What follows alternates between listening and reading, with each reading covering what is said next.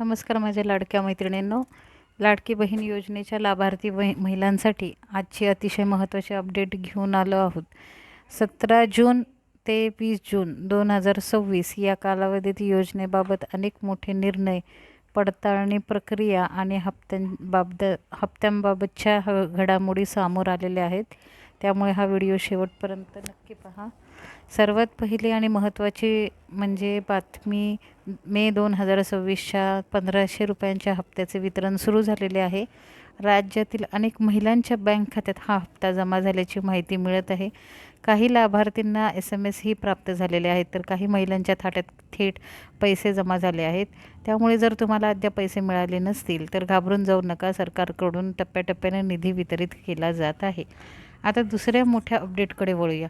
राज्य सरकारने KYC आणि पात्रता पडताळणी मोहीम मोठ्या प्रमाणात राबवली आहे.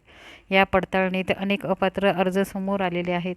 माध्यमांमध्ये आलेल्या माहितीनुसार सुमारे 80 लाख महिलांची नावे लाभार्थी यादीतून वगळण्यात आलेली असून या महिलांमध्ये चुकीची माहिती देणारे अर्जदार, डुप्लिकेट अर्ज, उत्पन्न मर्यादा ओलांडणारे लाभार्थी आणि नियमांमध्ये न बसणारे अर्जदार यांचा समावेश असल्याचे सांगितले जात आहे.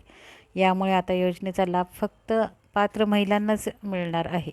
सरकारकडून स्पष्ट करण्यात आलेले आहे की योजनेअंतर्गत निधीचा योग्य वापर व्हावा, यासाठी पडताळणी प्रक्रिया आणखी कडक करण्यात येत आहे. तिसरी मोठी बातमी अमरावती जिल्ह्यातून समोर आलेली आहे. तपासणीनंतर जवळपास 33,000 महिलांना अपात्र घोषित करण्यात आलेले आहे. संबंधित अधिकाऱ्यांनी दिलेल्या माहितीनुसार काही अर्जामध्ये चुकीची माहिती देण्यात आली होती, तर काही ठिकाणी एकाच व्यक्तीने एकापेक्षा जास्त अर्ज केले होते. त्यामुळे अशा लाभार्थींवर कारवाई होण्याची शक्यता व्यक्त केलेली जात आहे.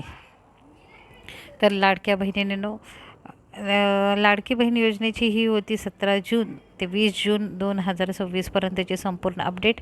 हा व्हिडिओ उपयुक्त वाटला असेल तर लाईक करा, शेअर करा आणि अशाच सरकारी योजनांच्या ताज्या अपडेटसाठी आपल्या चॅनलला सबस्क्राईब करायला विसरू नका.